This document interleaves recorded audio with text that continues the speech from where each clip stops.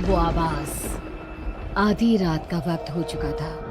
पड़ोस वाले घर से फिर से किसी बच्चे की रोने की आवाज सुनाई देने लगी और साथ में उसी घर में रहने वाली देवकी नाम की औरत की लोरी गाने की आवाज भी। ये आवाज सुनते ही राधिका डर से थर थर कांपने लगी। उसने जल्दी से गहरी नींद में सोए अपने पति केशव को जगाया। केशव उठो, देखो ना, फिर से किसी की लोरी गाने की आवाज आ रही है बाजू वाले घर से। क्या हुआ राधिका, क्यों परेशान हो रही हो? अरे कोई आवाज नहीं आ रही है यार। लेकिन अभी बस 2 मिनट पहले तो देव की लोरी गा रही थी और एक बच्चा रो रहा था। अरे कोई मूवी देख रहा होगा, उसकी आवाज होगी। देवकी और उसके पति मोनिश ने बताया ना कि उनके बच्चे नहीं होते। उस घर में कोई बच्चा नहीं है। अब ना तुम भी सो जाओ और मुझे भी सोने दो। लेकिन अभी बस 2 मिनट पहले तो देव की लोरी गा रही थी और एक बच्चा रो रहा था। राधिका हैरान थी कि आवाज सिर्फ उसे ही सुनाई क्यों देती थी। लेकिन जब उसके पति केशव ने उसकी बात नहीं सुनी तो वो सोने की कोशिश करने लगी। लेकिन राधिका के कानों में किसी छोटी बच्ची के हंसने की आवाज गूंजने लगी। राधिका बुरी तरह से डर गई थी। अगली सुबह मैं दुकान जा रहा हूँ, आज माल खत्म हो रहा है दुकान में। इन दिनों पता नहीं क्यों लोग जमकर खिलौने खरीद रहे हैं। आज बड़े बाजार जाकर सारे खिलौने ले आता हूँ। आप रात होने से पहले आ जाएंगे ना? लगता है तुम देवकी से अभी तक डरी हुई हो। अच्छा ठीक है, देखो घर के पीछे वाली गैलरी में मत जाना, क्योंकि वहां से तुम्हें अक्सर देवकी नजर आती है और तुम ना फिर डर जाती हो। ठीक है केशव, मैं आज उधर जाऊंगी ही नहीं। जब भी उधर देखती हूँ कुछ डरावना ही नजर आता है। केशव दुकान चला जाता है। तभी अचानक राधिका को याद आता है कि घर की गैलरी में उसने कुछ कपड़े सुखाए थे। डरते हुए वो वहां जाती है। दूसरी तरफ देवकी की गैलरी नजर आती थी। राधिका जैसे ही कपड़े लेकर वापस आने को पलटती है, उसकी नजर सामने देवकी की गैलरी में पड़ी। वहां एक 4 साल की बच्ची खड़ी होकर उसे घूर रही थी। हे भगवान, ये कौन है? कौन है ये? मैं इससे पूछूं कि इसका नाम क्या है? हाँ, पूछ लेती हूँ, फिर केशव को बताऊंगी। वो मेरी बात पे भरोसा नहीं करते ना। बेटा, कौन हो तुम? हाँ, तुम्हारा नाम क्या है? गुड़िया। तभी अचानक वहां पर देवकी आती है और वो बच्ची गायब हो जाती है। क्या हुआ? आप किससे बात कर रही थी? वो यहाँ पे मैंने एक लड़की को देखा था। वो कौन थी? कहाँ गई वो अभी? कौन लड़की? मैंने कहा ना, मेरे घर में कोई बच्चा नहीं है। मैंने देखा था, वो यही थी। वो आपके पीछे कौन है? राधिका को फील होता है कि किसी ने उसे धीरे से पुकारा, आंटी। राधिका पलट कर देखती है तो वहां वो छोटी बच्ची खड़ी थी। राधिका चीख कर बेहोश हो जाती है। जब उसकी आंख खुलती है तो केशव उसके पास खड़ा था। क्या हुआ राधिका? राधिका, होश में आओ। वो तो भला हो देवकी जी का, जिन्होंने तुम्हें बेहोश पड़ा देखकर मुझे कॉल कर दिया और मैं घर आ गया। तुम उस गैलरी में गई ही क्यों? केशव, वो लड़की यहाँ आ गई थी और वो देवकी, वो ठीक औरत नहीं है। तुम पागल हो गई हो राधिका। आज देवकी जी ने ही मुझे तुम्हारे बारे में बताया। क्या सोचती रहती हो? अरे कोई नहीं है उस घर में।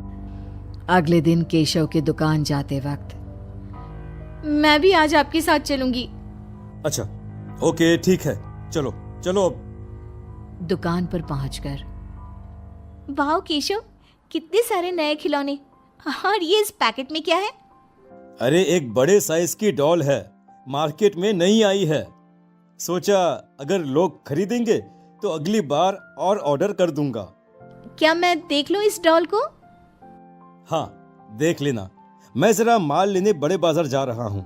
तुम दुकान संभाल लो और आराम से बैठकर खिलौने देख लो, ठीक है? केशव दुकान से चला जाता है। तभी कुछ देर बाद देव की दुकान पर आती है। कैसी हो तुम? तुम यहाँ क्या लेने आई हो? गुड़िया।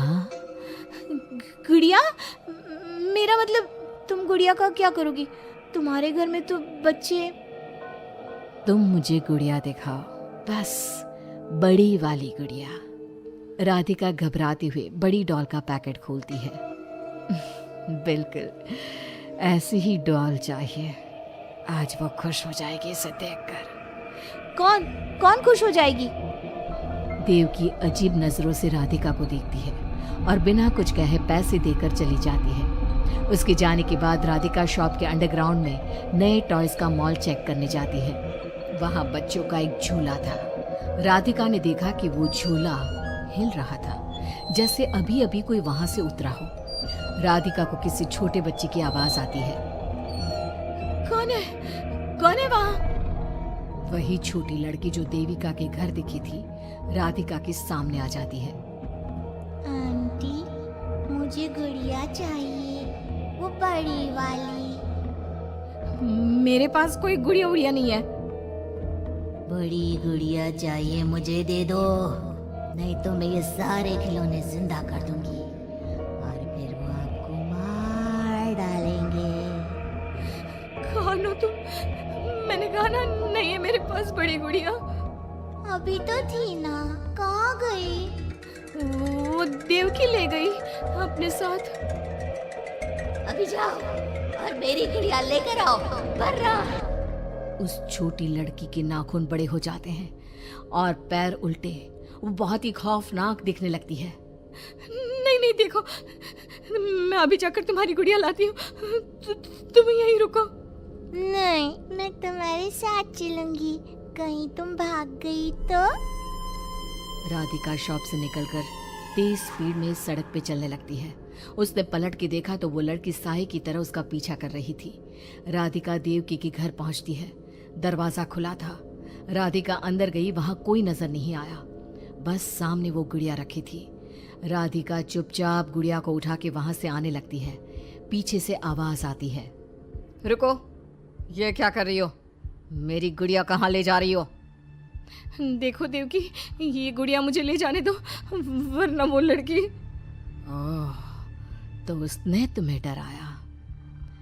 उसे तो मैं बुलाती हूँ। गुड़िया, जरा यहाँ आना बेटा। मम्मा क्या हुआ? मेरी लाडो गुड़िया को बहुत पसंद है। देखो ना, 10 साल की हो गई, अब तक डॉल से खेलती है। ये तो वही लड़की है, और ये 10 साल की नहीं 5 साल की है। हाँ, लेकिन जब उस कार एक्सीडेंट में मर गई तब 5 की थी, अब तो 10 की हो गई है ना। मतलब ये मेरी बेटी है और मरने के बाद भी मेरे साथ है। इसे ना लोरी सुन के ही नींद आती है और डॉल्स तो इसे बहुत पसंद है। राधिका बुरी तरह से घबरा के भागती है। भागते भागते मेन रोड पे आ जाती है। वहीं उसका एक्सीडेंट होता है और उसकी मौत हो जाती है। उधर राधिका की मौत के बाद केशव को पास वाले घर से बच्चे के रोने और